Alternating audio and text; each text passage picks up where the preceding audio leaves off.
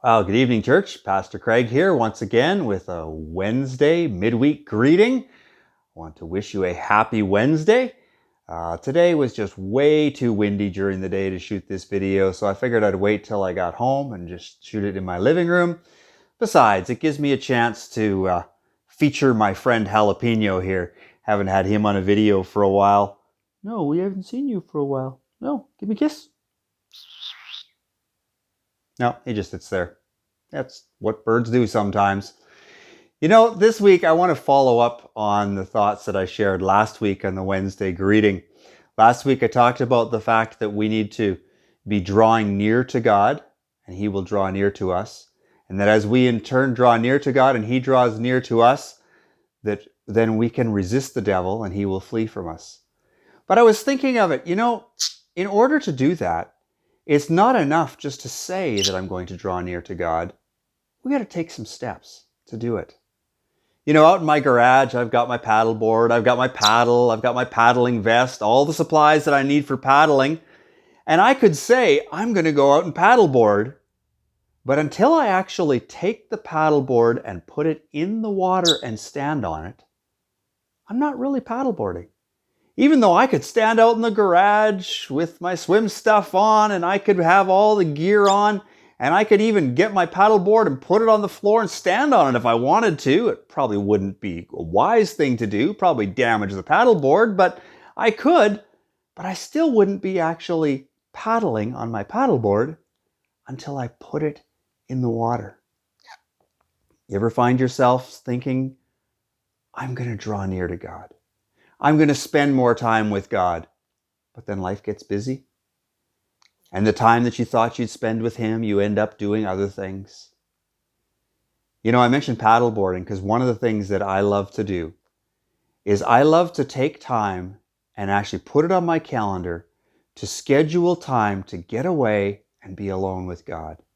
And in the summertime, one of the things I love to do is to get on my paddleboard and paddle till I find a place where there's a pretty good chance that I'm not going to be interrupted by anybody else, and to sit on the shore and to read scriptures, to pray, to pour out my heart to God, and to listen to what His Spirit wants to say to me.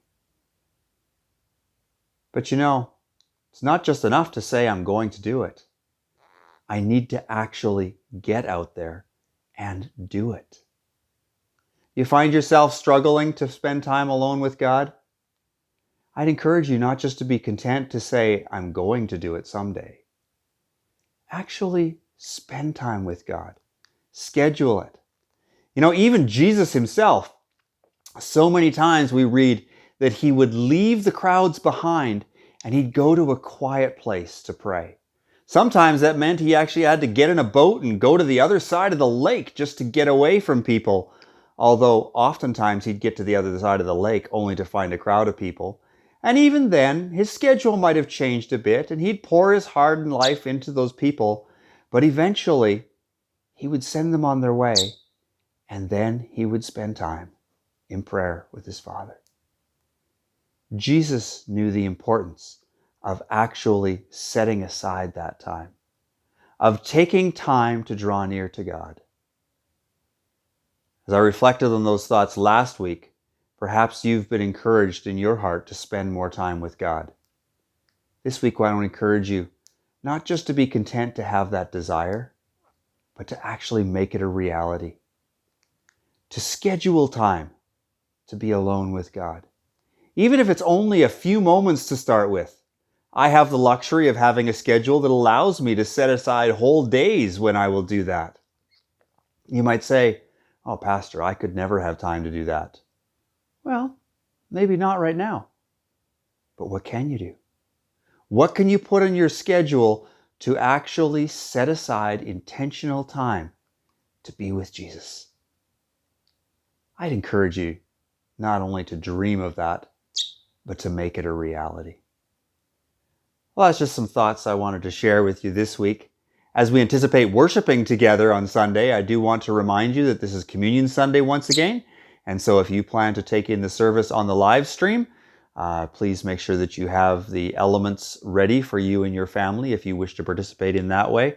For those that will be taking part in the service in person, we will once again have the prepackaged communion elements ready, and they'll be served in the foyer as you enter the church. So I look forward to worshiping with you this Sunday. I hope you have a great day, and I hope that each one of us will not only say we want to draw near to God, but we'll actually make it a reality. Get out there and do it in whatever way, shape, or form we can. Schedule that time to be alone with God, to draw near to Him. So until we chat again, have a great week. You say bye-bye, Jalapeno? Give me a kiss. Give me a kiss. There's a nice kiss. Yeah. Give me a kiss. No? Okay. Have a great week, church. Let's be the church God has called us to be. Look forward to worshiping with you on Sunday.